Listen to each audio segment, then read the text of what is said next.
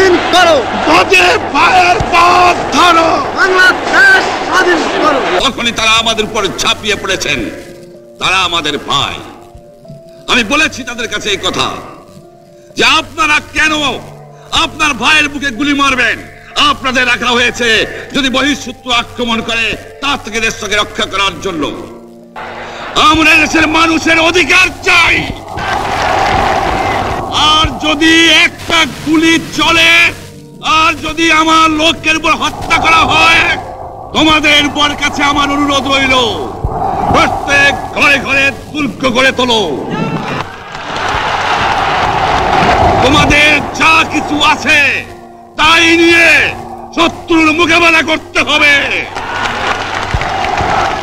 এবং জীবনের তরে রাস্তাঘাট যা যা আছে সব কিছু আমি যদি হুকুম দেবার নাও পারি তোমরা বন্ধ করে দেবে। বিসমিল্লাহির রহমানির রহিম। আজ ঐতিহাসিক ৭ই মার্চ, বাঙালি জাতির জীবনে এক অবিস্মরণীয় অলঙ্ঘনীয় দিন। ৭ই মার্চের চেতনা অবিনশ্বর। আমাদের মহান নেতা জাতির পিতা বঙ্গবন্ধু শেখ মুজিবুর রহমান ১৯৭১ সালে ৭ই মার্চ ঐতিহাসিক রেসকোর্স ময়দানে, বর্তমানে শহীদ সোহরাওয়ার্দী উদ্যান, এখানে দাঁড়িয়ে বজ্রকণ্ঠে একটি মহাকাব্য রচনা করেছিলেন। সেই মহাকাব্য ধারণ করেছিল হাজার বছরের পরাধীনতার শৃঙ্খল ভেঙে বাঙালি জাতির মুক্তির বার্তা। ওই দিনই বাঙালি জাতির মহানায়ক দ্বিধাহীন চিত্তে ঘোষণা দিয়েছিলেন, এবারের সংগ্রাম আমাদের মুক্তির সংগ্রাম, এবারের সংগ্রাম স্বাধীনতার সংগ্রাম। বঙ্গবন্ধু শেখ মুজিবের দরাজ কণ্ঠে উচ্চারিত হয়েছিল বাঙালির হৃদয় থেকে হৃদয় অনুরণিত শব্দমালা। স্বাধীনতার আকাঙ্ক্ষায় সমগ্র বাঙালি জাতি এক সূত্রে গাঁথা সেই মহাকাব্যের শ্রেষ্ঠ পংক্তি আর দাবায় রাখতে পারবা না। সুতরাং ৭ই মার্চ সামনে রেখে এই মহেন্দ্রক্ষণে আমি গভীর শ্রদ্ধায় প্রথমেই স্মরণ করছি সর্বকালের সর্বশ্রেষ্ঠ বাঙালি জাতির পিতা বঙ্গবন্ধু শেখ মুজিবুর রহমানকে। কৃতজ্ঞ চিত্তে স্মরণ করছি জাতীয় চার নেতা, মহান মুক্তিযুদ্ধে ৩০ লাখ শহীদ ও ২ লাখ সম্ভ্রমহারা মা বোন এবং অগণিত বীর মুক্তিযোদ্ধাকে, যাদের মহান আত্মত্যাগের মধ্য দিয়ে আমরা অর্জন করেছি স্বাধীন সার্বভৌম বাংলাদেশ, এনেছি বিজয় ছিনিয়ে। বঙ্গবন্ধু শেখ মুজিব এবং বাংলাদেশ একই সূত্রে গাঁথা। পূর্ব বাংলার মানুষের ন্যায্য অধিকার আদায় এবং পৃথিবীর মানচিত্রে তাদের জন্য একটি স্বাধীন ভূখণ্ড প্রতিষ্ঠার লক্ষ্য নিয়েই জাতির পিতা শেখ মুজিব পাকিস্তানিদের বিরুদ্ধে দীর্ঘ ২৪ বছর লড়াই সংগ্রাম করেছেন, জেল জুলুম অত্যাচার সহ্য করেছেন এবং সকল আন্দোলনের নেতৃত্ব দিয়েছেন। একমাত্র তিনিই ছিলেন হাজার বছরের শোষিত বঞ্চিত বাঙালিদের মধ্যে সবচেয়ে বলিষ্ঠ কণ্ঠস্বর। বঙ্গবন্ধু শেখ মুজিবের নেতৃত্বে আওয়ামী লীগ ১৯৭০ সালের নির্বাচনে একক সংখ্যাগরিষ্ঠতা লাভ করে, কিন্তু পাকিস্তানি শাসকরা আওয়ামী লীগের হাতে দেশ পরিচালনার দায়িত্ব অর্পণ না করে নানা ধরনের টালবাহানা শুরু করে। বঙ্গবন্ধু শেখ মুজিব বাংলাদেশের সর্বস্তর মানুষকে নিয়ে পাকিস্তানি শাসকদের বিরুদ্ধে অসহযোগ আন্দোলনের ডাক দেন। ৭ই মার্চ ভাষণ আমাদের মহান স্বাধীনতা অর্জনের অমর বাণী। ১৯৭১ সালে মহান মুক্তিযুদ্ধ চলাকালীন এই অমর বাণী প্রতিটি মুক্তিযোদ্ধাকে প্রেরণা জুগিয়েছিল। জাতির পিতা বঙ্গবন্ধু শেখ মুজিবুর রহমান বীর বাঙালিদের অবশ্যম্ভাবী বিজয়কে উৎকীর্ণ করেন তার ভাষণের শেষ দুটি শব্দে, জয় বাংলা স্লোগানে। রাজনীতির কালোজয়ী মহাকবি বঙ্গবন্ধু শেখ মুজিব এই ভাষণের মাধ্যমে দেশের শাসনভার জনগণের হাতেই তুলে দেন। ক্ষমতাকে কী করে নিয়ন্ত্রিতভাবে সকলের কল্যাণে ব্যবহার করতে হয় তাও বুঝিয়ে দেন, শিখিয়ে দেন আত্মরক্ষামূলক কিংবা প্রতিরোধক সমরনীতি, যুদ্ধকালীন সরকার ব্যবস্থা এবং অর্থনীতি। সেই মর্মস্পর্শী বর্জনীনাথ 7 কোটি বাঙালির হৃদয়কে বিদ্যুৎ গতিতে আবিষ্ট করেছিল।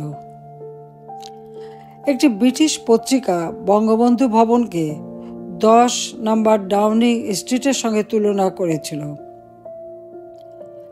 7 মার্চের ভাষণ শুনে ঢাকায় রাষ্ট্রপতির বাসভবনে বাঙালি বাবুর্চি অসহযোগ আন্দোলন করেছিল এবং পাকিস্তানের প্রেসিডেন্ট ইয়াহিয়া খান তখন ঢাকায়, তার জন্য রান্না করা বন্ধ করে দিয়েছিল। 32 নম্বর বাড়িতে টেলিফোন করে সেখান থেকে অনুমতি নিয়েই কিন্তু তারা সেখানে কাজ করেছিল। জাতির পিতা বঙ্গবন্ধু শেখ মুজিব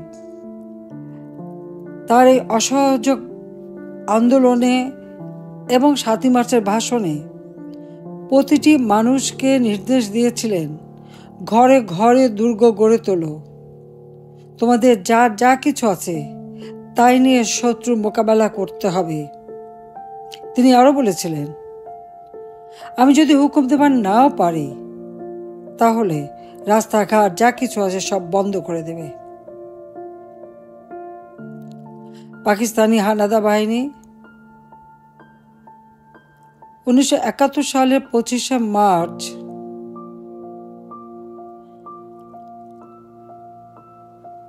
নিরস্ত্র বাঙালির উপর সশস্ত্র হামলা চালায়।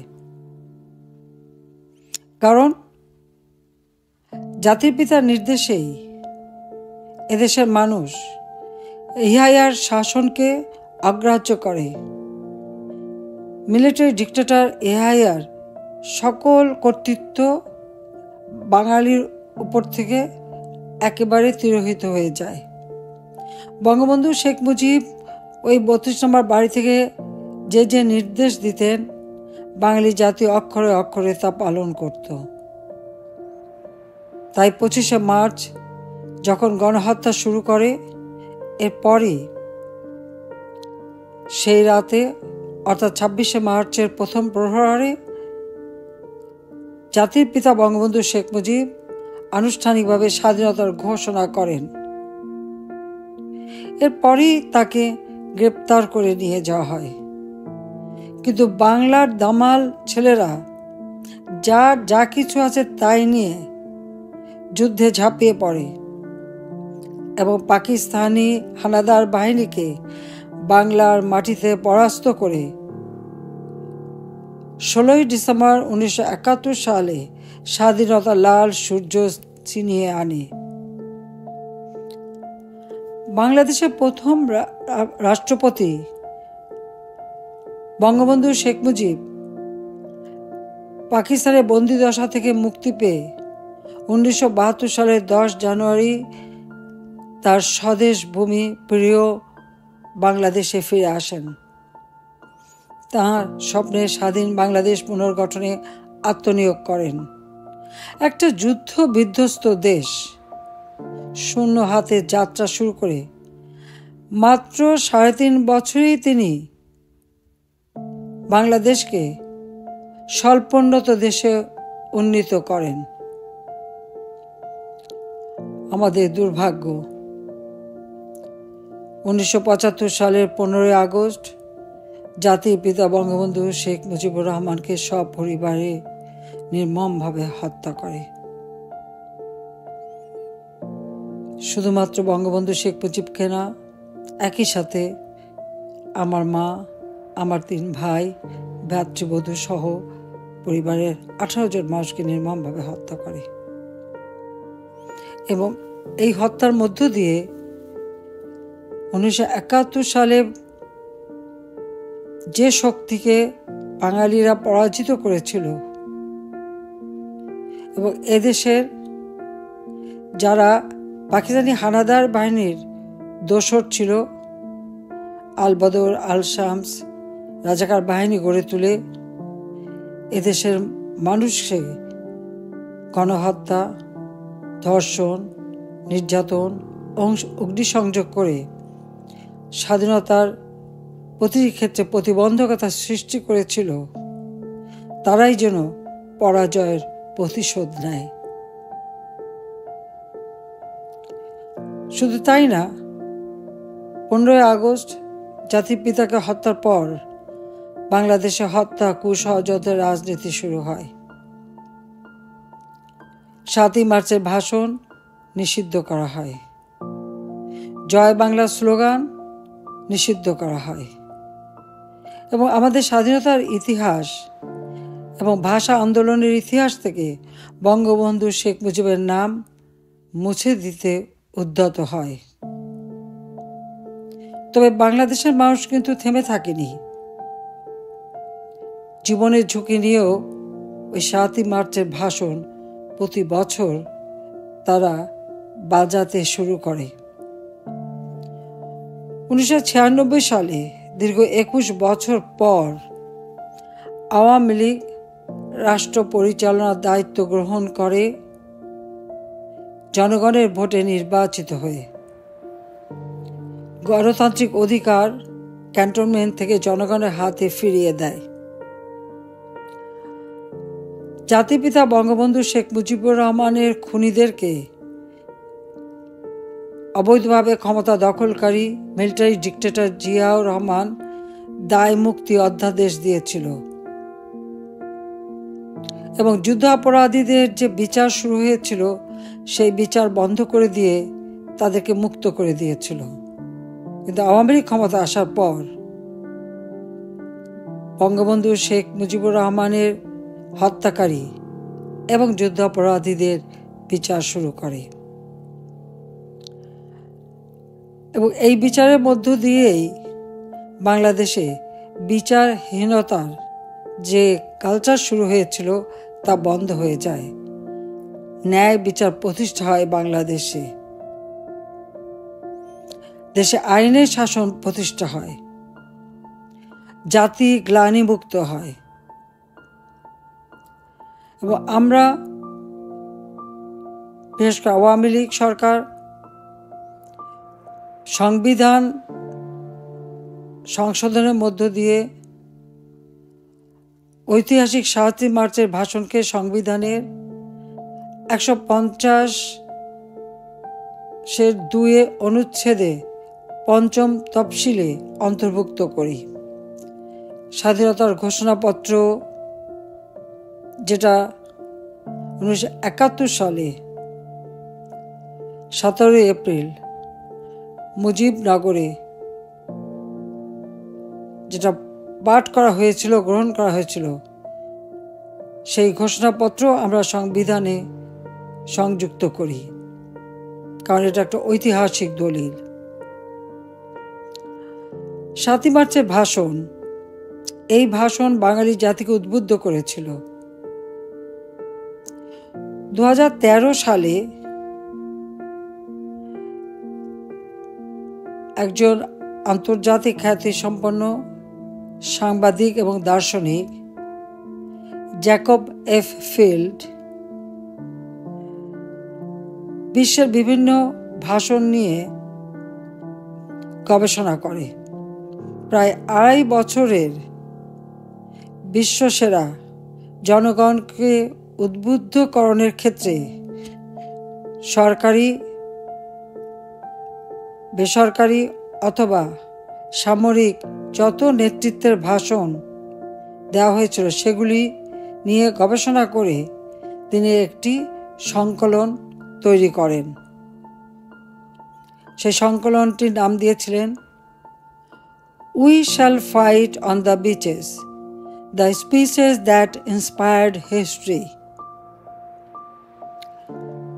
এই সংকলনে জাতির পিতা বঙ্গবন্ধু শেখ মুজিবের 7ই মার্চের ভাষণ অন্যতম শ্রেষ্ঠ ভাষণ হিসেবে অন্তর্ভুক্ত হয় এবং জাতিসংঘে ইউনেস্কো 2017 সালের 30 অক্টোবর এই ভাষণকে বিশ্ব প্রামাণ্য ঐতিহ্য দলিলে স্বীকৃতি প্রদান করে। শুধু তাই নয়, ইউনেস্কো মনে করে এই ভাষণটির মাধ্যমে জাতির পিতা প্রকারান্তরেই বাংলাদেশের স্বাধীনতা ঘোষণা করেছিলেন। জাতির পিতা বঙ্গবন্ধু শেখ মুজিবের ঐতিহাসিক 7 মার্চের ভাষণের বিশ্ব স্বীকৃতি আজ বাঙালি জাতির জন্য এক বিরল সম্মান ও গৌরবের স্মারক।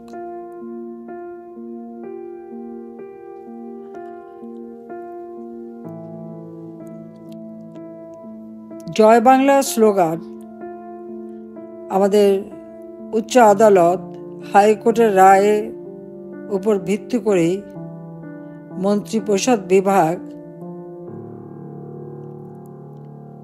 এই স্লোগানকে জাতীয় স্লোগান হিসেবে ঘোষণা করে। অত্যন্ত দুঃখের বিষয়, আওয়ামী লীগ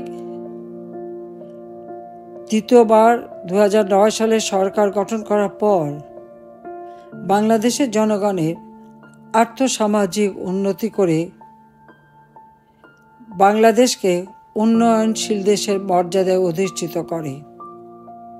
2020 সালে জাতির পিতার জন্মশতবার্ষিকী এবং 2021 সালে স্বাধীনতার সুবর্ণ জয়ন্তী যখন আমরা উদযাপন করেছি, ঠিক সেই সময় আমরা এই স্বীকৃতিটা পাই। কিন্তু অত্যন্ত দুঃখের বিষয়, 2024 সালে নির্বাচনে আওয়ামী লীগ আবারও সরকার গঠন করে, কিন্তু তখনই এক বিশাল চক্রান্ত শুরু হয়েছিল। আওয়ামী লীগ যখনই ক্ষমতা এসেছে, আওয়ামী লীগের বিরুদ্ধে সবসময় একটা চক্রান্ত চলেছে। আর এই চক্রান্তের মধ্য দিয়েই আজ বাংলাদেশে অবৈধ দখলদার ফ্যাসিস্ট ইউনূস বাহিনীও দেশবিরোধী ও স্বাধীনতা বিরোধী পাকিস্তানি ভাবধারায় পরিপুষ্ট গোষ্ঠীকে প্রত্যক্ষভাবে মদত দিচ্ছে। সংবিধান লঙ্ঘন করে অবৈধভাবে ক্ষমতা দখল করে বাংলাদেশের গৌরবের ইতিহাস, বিজয়ের ইতিহাস, স্বাধীনতার ইতিহাস একে একে মুছে ফেলার চেষ্টা করা হচ্ছে। এমনকি জাতির পিতা বঙ্গবন্ধু শেখ মুজিবুর রহমানের যে বাসভবন ধানমন্ডি 32 নম্বর সড়কে, যেখান থেকে জাতির পিতা বঙ্গবন্ধু শেখ মুজিব স্বাধীনতার ঘোষণা দিয়েছিলেন, আর যে বাড়িতে তাকে নির্মমভাবে হত্যা করা হয়, যে বাড়িটি উত্তরাধিকার সূত্রে আমি আর রেহানা পেয়েছিলাম, আমরা তা বঙ্গবন্ধু স্মৃতি জাদুঘর হিসেবে প্রতিষ্ঠিত করি এবং বঙ্গবন্ধু মেমোরিয়াল ট্রাস্টের হাতে অর্পণ করে দিই। জনগণের সম্পত্তি জনগণের হাতে ফিরিয়ে দিই। কিন্তু আজকে আমরা দেখি অবৈধভাবে রাষ্ট্র ক্ষমতা দখলের পর এই অশুভ শক্তি রাষ্ট্রের সকল পর্যায় থেকে মহান মুক্তিযুদ্ধ ও জাতির পিতা বঙ্গবন্ধু শেখ মুজিবুর রহমানের স্মৃতিচিহ্ন মুছে ফেলে দিচ্ছে একের পর এক। কোনো কোনো জায়গায় বঙ্গবন্ধু শেখ মুজিবের নামের পরিবর্তে কুখ্যাত স্বাধীনতা বিরোধীদের নাম বসিয়েছে। এমনকি সেই ঐতিহাসিক ভাষণ, যে ভাষণ আন্তর্জাতিক স্বীকৃতি পেয়েছে, সেই ভাষণও রাষ্ট্রাচারের সকল অংশ থেকে বাদ দেওয়া হয়েছে। যে জয় বাংলা স্লোগান দিয়ে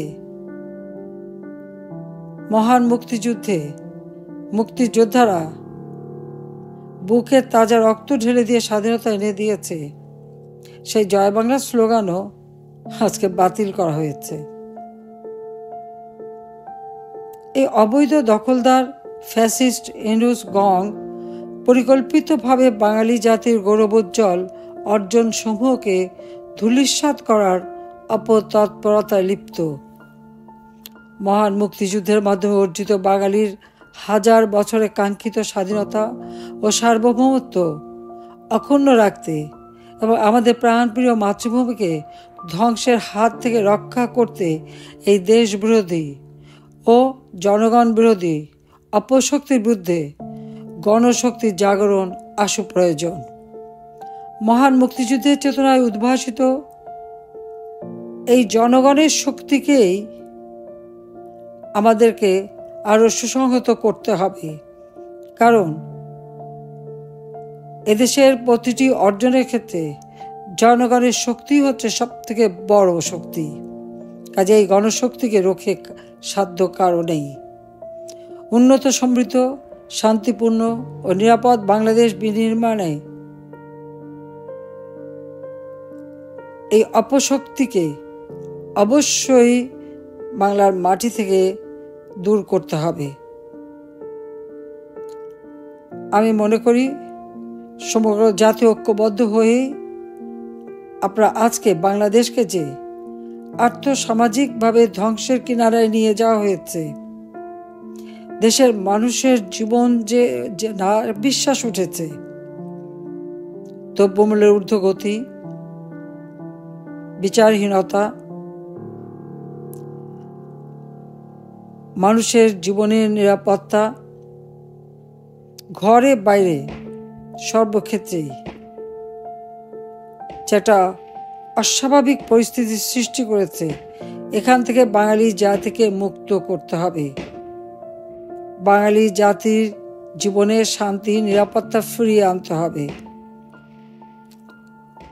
অর্থনৈতিক, রাজনৈতিক, সামাজিক ও সাংস্কৃতিক মুক্তির মধ্য দিয়ে বাঙালি জাতির হাজার বছরের ইতিহাস ও ঐতিহ্যকে আরও সমুন্নত করতে হবে।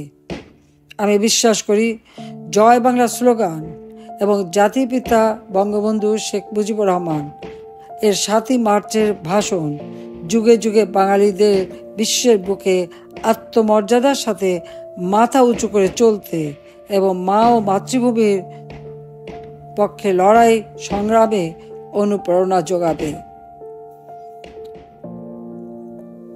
আমি তাই সমগ্র বাঙালি জাতিকে এই আহ্বানই জানাবো যে ইতিহাস বিকৃতির মধ্য দিয়ে বাঙালির যে অর্জনগুলি একে একে নস্যাৎ করবার চক্রান্ত করে যাচ্ছে, তার বিরুদ্ধে সকলকে রুখে দাঁড়াতে হবে। আসুন আমরা মহান মুক্তিযুদ্ধে আমরা যে বিজয় অর্জন করেছি, বিজয়ী জাতি হিসেবে মাথা উঁচু করে চলার জন্য আমাদের তরুণ সমাজ, আমাদের দেশের আবাল বৃদ্ধ বনিতা সকলকেই আমি আহ্বান জানাচ্ছি। আমাদের দেশের মর্যাদা আন্তর্জাতিকভাবে স্বীকৃতি পাক, সেটাই আমরা চাই। যে সম্মান আমরা অর্জন করেছিলাম, যা আজকে এই অপশক্তির হাতে ধূলিসাৎ হয়ে গেছে, সেই বিজয়ের গৌরব আবার আমরা ইনশাল্লাহ ফিরিয়ে আনব। তার জন্য আমি জনগণের শক্তিকেই বিশ্বাস করি, আর জনগণের মর্যাদা রক্ষা করাই আমার একমাত্র কর্তব্য। তাই আপনাদের সহযোগিতা কামনা করি। সবাই ঐক্যবদ্ধ হন, অপশক্তির বিরুদ্ধে রুখে দাঁড়ান। 7ই মার্চের ভাষণে জাতির পিতা যে পথ আমাদের দেখিয়ে দিয়ে গেছেন, সেই পথ ধরেই আমাদেরকে গণতন্ত্র ফিরিয়ে এনে অর্থনৈতিক মুক্তি অর্জনের মধ্য দিয়ে আমাদের দেশকে আবার এগিয়ে নিয়ে যেতে হবে। ইনশাল্লাহ জনগণের জয় হবেই। জয় বাংলা, জয় বঙ্গবন্ধু, বাংলাদেশ চিরজীবী হোক।